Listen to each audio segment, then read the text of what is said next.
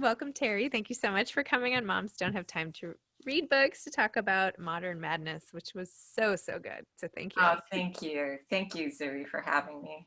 I have to say, I had seen the Modern Love episode on which this book was based, or on which the article. Well, I'm not even saying this right. You wrote an article. You wrote a Modern Love article. It became a TV show, and you've written a book. So I started by seeing the TV episode, which was great With with Anne Anne Hathaway. Hathaway playing me, that was Yeah, incredible. what was that like for you? Every woman's dream to have. I looked so good. I never knew.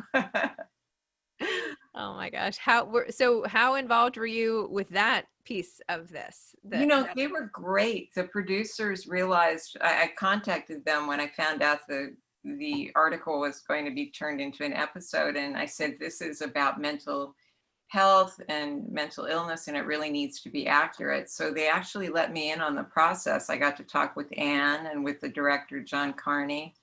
So I think they did a really good job as far as portraying manic depression, bipolar disorder is concerned. it was a really gripping episode, from the highs to the lows, and you could just see how embarrassed almost that she was and having to cancel things. And anyway, so that was the TV. So that was great. Yeah, that And was then wonderful. on to the book. Did you, and just in terms of timing, did you write the Modern Love piece and then you wrote the book? Or what I happened? wrote the Modern Love piece back in 2008, and then a month later, my first book, Manic, came out and became a New York Times bestseller. I think largely writing on that Modern Love piece because that reaches so many people. Okay. And then you came out, now you're coming out with this, having nothing Yeah, to do almost with that. This is so my much third later. book. Okay, Right, sorry. this is my third book now. I'm sorry. I feel like woefully unprepared, having not um but having read this book at least, so that's good. Yay. um so it starts with you talking about Michael Jackson's feet, which is not the way most books begin. So the reader is immediately gripped and wondering what is going on here. So talk to me about your high profile sort of lawyerly life, and then having to deal with mental illness at the same time, bipolar, how you were able to fuse the two, and now kind of where you are. Okay, well, I started as an entertainment lawyer. I live in Beverly Hills, and I represented people like Michael Jackson, Quincy Jones, and the major motion picture studios. So that was for about 16 years. But that entire time, I was hiding a very severe case of bipolar disorder. And I didn't tell anyone except my doctors. I didn't tell my friends, my coworkers, nobody, because I was just terrified that somebody would find out and I'd be fired, first of all, and then ostracized, and I'd never find work or love again. So somehow I did manage to keep it secret. And I think it's because Hollywood is inherently bipolar when you think of it. I mean, it's a crazy business, and it's very cyclical. Things are always happening. You want them, faster, better, more now. So my manic episodes certainly fit in with that. And when I was depressed, I would make up excuses or lies, frankly. I had all sorts of physical ailments that I pretended to have. And fortunately, with bipolar disorder, you can make up a lot of the work that you miss because you go into this really productive mode where you can just churn stuff out, and you're very charismatic and engaging and just at the top of your game. So that lasted until I finally had a depression I could not hide anymore, and I was hospitalized for that episode. And I started writing then about my illness. First, I just wrote about the clinical stuff that I was learning, but then I thought anybody can write about that. I want to write about what's really going on inside me, inside my body, and make it visceral so that other people understand what it's like. And I found I started to get better with the writing, and I just kept writing and writing, and 7 years later emerged with the book called Manic. And to my amazement, a month later, it's a bestseller. So I've kept on writing ever since then. Yeah, why stop? I mean, Why stop? Yeah, yeah, I love it, and I miss the money from practicing law, but I don't miss the lifestyle, and I don't miss not I don't miss hiding out. That was the hardest part of my life. I think the corrosive power of secrets is Yes, one of the worst things. No yes. matter what it is you're hiding, the having to shoulder that burden, I think Well, I whips think away at people quite a bit. I what I've learned is hiding a secret is often worse than the secret itself. Um, I feel like a lot of books are an attempt to air those secrets and sort of Yes. get them off of people's shoulders. So um, that's just one way. It's like repentance of some sort. It is, and it really does help. It's so cathartic to write about.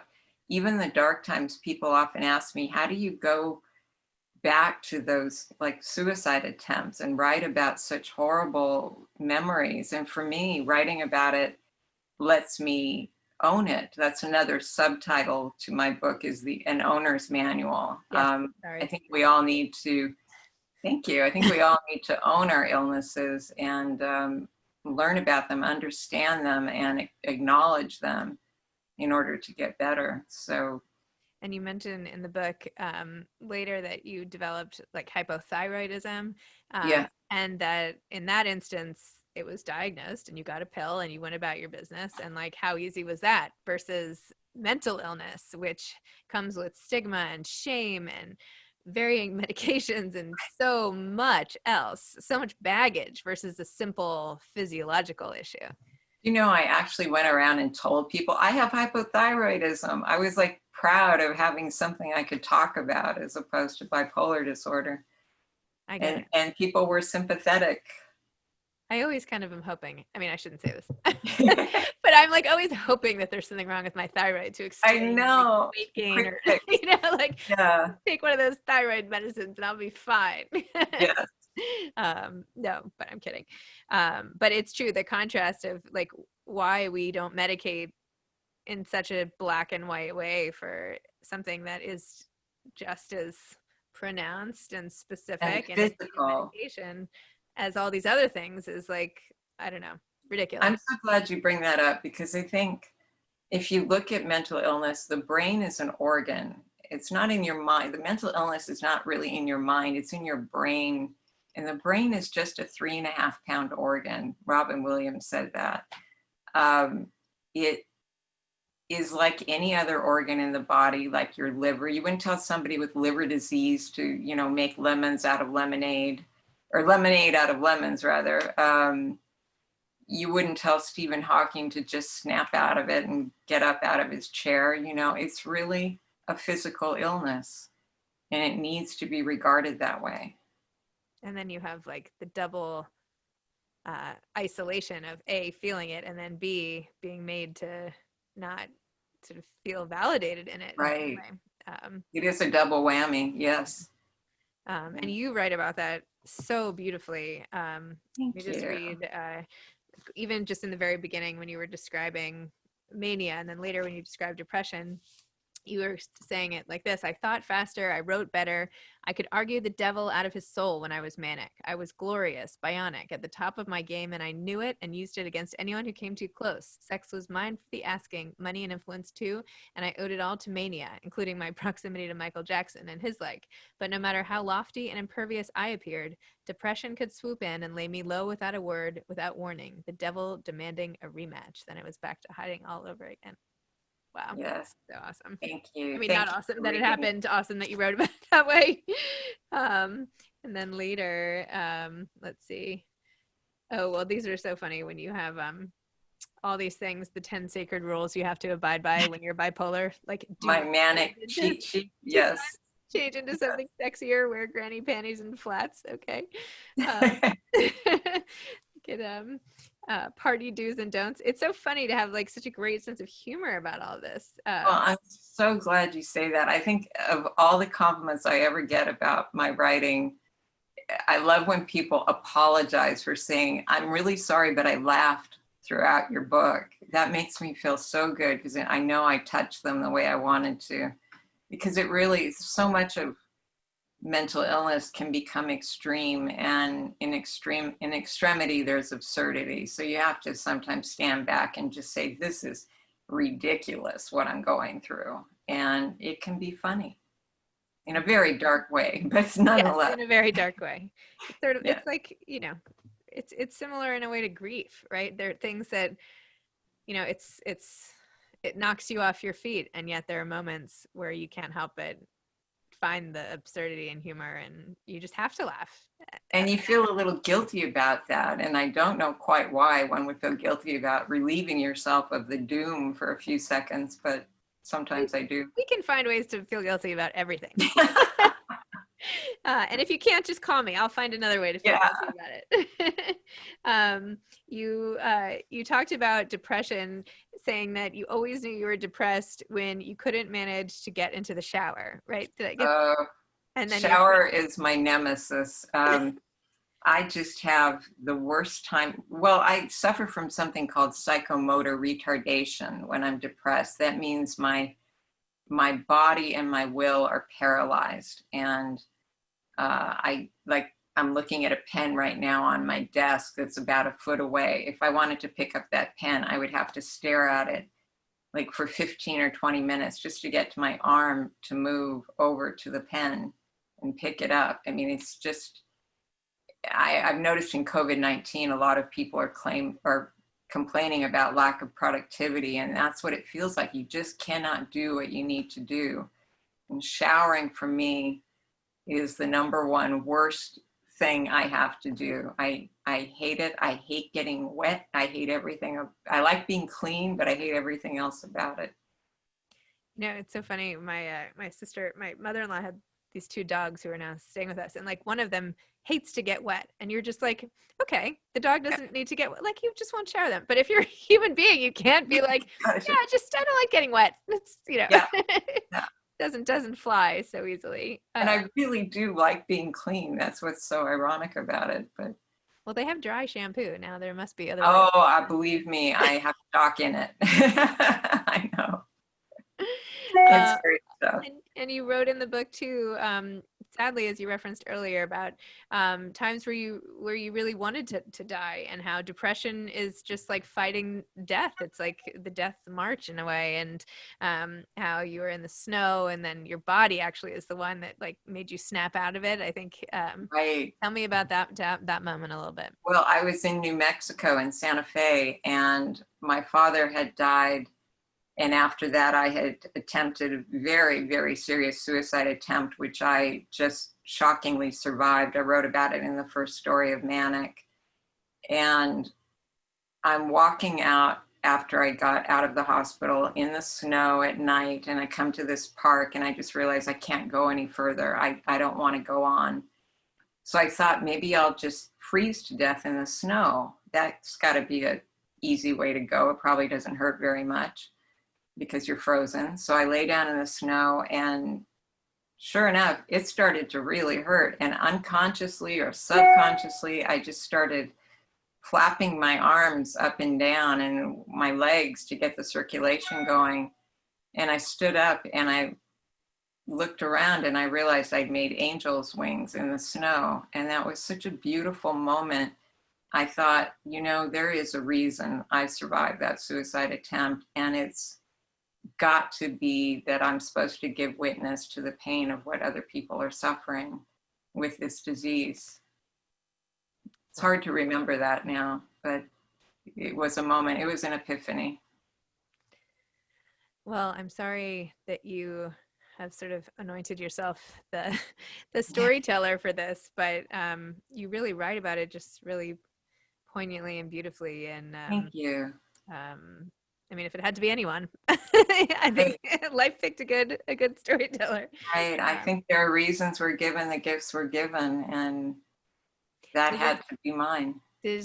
When you're doing the actual writing, do you well, first of all, do you still go through the highs and lows in the same way, or have you found some like medications that have stabilized things completely or more? And then what happens when you're writing? Can you still write through one of the hypo-paralyzed states, or Tell me about that. Well, I'm pretty stable now, relatively, compared to what I used to be. I don't have the extreme highs that I used to, or fingers crossed here, the extreme lows. But I do sometimes get depressed, and mostly in response to external triggers like relationship problems. Who doesn't get depressed? But it can trigger a chemical depression. But my medication is working. I'm really lucky. I work closely with a psychopharmacologist who manages the medications, especially. As for writing, I can't write when I'm depressed because that involves the moving the pen thing, and I can't move. So I try to write when I'm manic, but I write in this really tiny, tiny, tiny illegible script that you can't hardly see, or else my fingers fly so fast over the keyboard, it's just rubbish. So there's a sweet spot. And fortunately, I've been in the sweet spot for a while where I can write and make sense and have some perspective about my illness. Wow.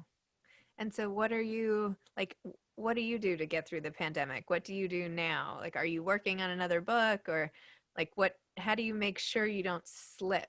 Like, do you carry that fear with you all the time? I feel like I would I be very nervous. That's a really good question. I'm always afraid of depression. You said earlier it's like battling death, and I don't think I ever thought of it in those terms before. I may just have to steal that from you.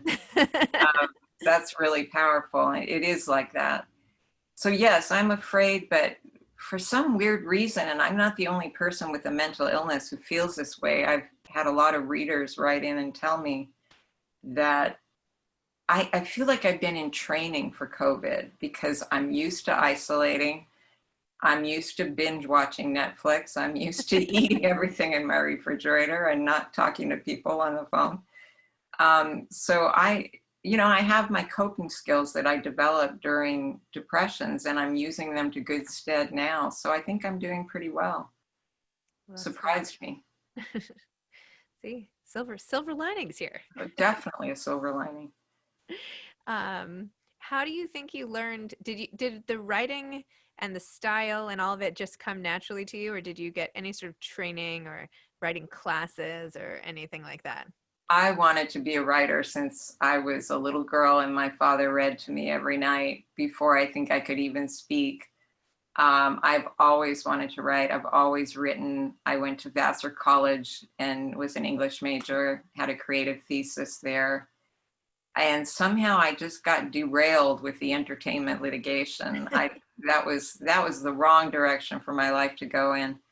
But even while I was practicing law, I was taking classes, and I belonged to a wonderful writing group that I've been in for about 15 or 20 years now. So writing has always been a huge part of my life. It's how I stay sane. You're the accidental litigator. Yes, that may be the title of my next book. Oh, Thank you. great. Just The take accidental the litigator. transcript of this and use it for whatever you want. Be my guest. um, that's funny. I'm writing What it about down. what about reading? Like, do you love to read? Were you always a reader from a young age too, or? Oh, I'm a book hound. I'm looking at your living room or wherever you're sitting right now and absolutely devouring the books behind you. You have such a wonderful library there. Yeah, this is my I, whole oh my all the way God, around. Yeah, that's I my know. dream. Um, That is my dream. I have books everywhere in my house, but you can't see them from my Zoom feed. So I do read, yes. I believe you. Yes. They're all under my bed too, Oh. gathering moss. Do you gravitate toward memoir, or do you have a genre you like, or do you mix it up? I tend to read 19th century and before. I'm very much the Jane Austen girl, but I love Fitzgerald too. And I love people who love words. I love an author, Nabokov, anyone who can just make me look at a phrase and say, oh, that's what language is supposed to do. That gives me a thrill. I think that's almost as good as sex. It's great. Sentences versus sex. Who will Yeah. win? Do you have any advice for twofold? One, for aspiring authors, but also for anybody out there who might have a mental illness and maybe hasn't been as forthcoming as you have and still more in the hiding phase? Well, I think that, first of all, I think everybody who has a mental illness should at least be keeping some kind of journal, some kind of mood journal where you track your episodes, because that's the only way you can really get a handle on something as tricky as bipolar disorder, is to see the pattern of it as it plays out. I can only go by my own experience, which has been before Manic was published. The night before, literally, I wanted to call my editor and just call the whole thing off. I thought, what am I doing? This is crazy. Nobody's going to understand what I'm writing about. And the response to coming out of the closet, which was a very deep closet for me, and it lasted for many, many years, what has been incredible. I mean, the support, the compassion that people have shown me. I never would have guessed in a million years that people could be so understanding. And I'm always hearing about my courage. I just felt backed up against a wall. I couldn't, it was either stop hiding or die. So those were my choices. And I don't know how much courage was involved in that. Well, maybe you're selling yourself a little short. Maybe. I think maybe courage isn't the right word, but it still takes such a strong sense of self to be able to articulate it all and share it. Well, I think that's where writing comes in too. It really does. The writing group that I referenced is, we write our personal stories and we learn to find our own voice. And that's been really influential for me, to just keep digging and digging and digging. And I am surrounded by journals. You can't see them right now, but I still journal every day. Wow. I have all mine hidden like under here from when I was a kid. My mom like cleaned out my room years ago and was like, take everything. So don't ever get rid of them. They come in so handy when you decide to write your memoirs, believe me. I mean, they're all like, I think pre, 22 or something, but yeah. Now I'm debating if I should share them with my kids. Oh, I better read them. read them first, Read but them don't first. burn them. Some stuff I'm not so sure I'd want them to read, but yeah. I think for people like you and me and like so many other people who do write to sort things out, not having that, I don't know how people I don't know how anybody else kind of does it. Because I know, how do they have a conversation even? I would have the words floating around in my head like, just like a jigsaw puzzle if I didn't write. I don't know how people function. Yeah. I used to, even for my podcast, I used to like write out every question first. Oh, now I don't do that because it's more a conversation, but I wanted to like have it all clear. Everything had to just be clear and out of the chaos. When I was a litigator, I wrote every single thing I was going to say to the court down, including and the. I was very, very much that way. Yeah, I get it. Well, thank you. Thanks for chatting with me today. Oh my God, Mom's No Time to Read Books. It was so fun. I have to go back now and read Manic. So that will be my next Amazon purchase, or I shouldn't say Amazon, whatever, independent bookstore purchase that's open. There you go. Anyway, so thank you. I really enjoyed chatting with you. And again, your book was absolutely beautiful and so important. And I'm so glad you liked it. Thank you. It was really great chatting with you. You too. Have a great day. Bye. Bye-bye.